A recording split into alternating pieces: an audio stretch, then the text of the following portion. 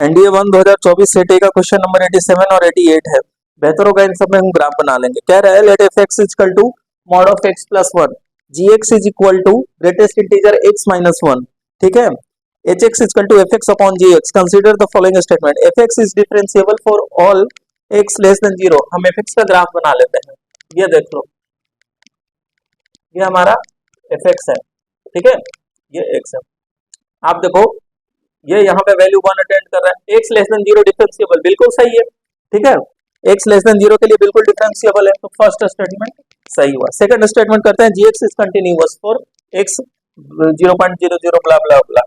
ठीक है, अब आप देखो 0 से 1 के बीच में पहले ये फंक्शन देखो, 0 से 1 के बीच में ग्रेटेस्ट इंटीजर क्या बनेगा 0, तो ये फाइनली जी एक्स क्या हो गया -1 हो गया। ठीक है, तो यहाँ ऐसे हो गया। ठीक, अब उसके बाद ये -1 हुआ। 1 से 2 में देख लेते हैं, 1 से 2 में आपके पास 1 और 2 में ये क्या आ जाएगा 1 आ जाएगा, 1 माइनस 1 क्या हो जाएगा 0।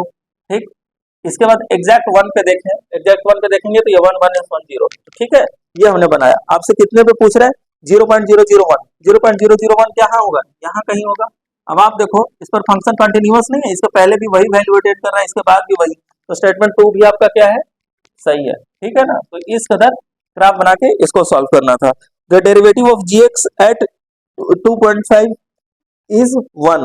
ठीक है, देखो अब जी एक्स क्या है, एक तरह से हम कहें तो ग्रेटेस्ट इंटीजर फंक्शन है। ठीक है, तो आपके पास जब ये क्या है इंटीग्रल पार्ट ऑफ एक्स का है फंक्शन, तो ये स्टेप वाइज फंक्शन होता है, तो इसमें डेरिवेटिव 0 ही एग्जिस्ट आएगा। आप देखो ना ये हॉरिजॉन्टल लाइन है, तो इसका डेरिवेटिव 0, इसका भी डेरिवेटिव 0।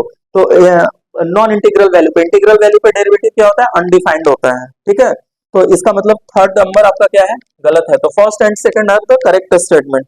तो 87 का कौन सा हुआ ए हुआ। ठीक, अब 88 पढ़ते हैं, limit x approaches 0 0 minus H of x plus limit x approaches 0 plus H of x. H of x क्या है F x upon g x. ठीक है, अब आप देख लो पहले 0 माइनस पे देखें, इसको 0 माइनस पे करेंगे, आप देखो 0 से माइनस, तब भी ये 1 ही अटेंड करेगा, तो 1 प्लस 1 2 हो गया अपॉन।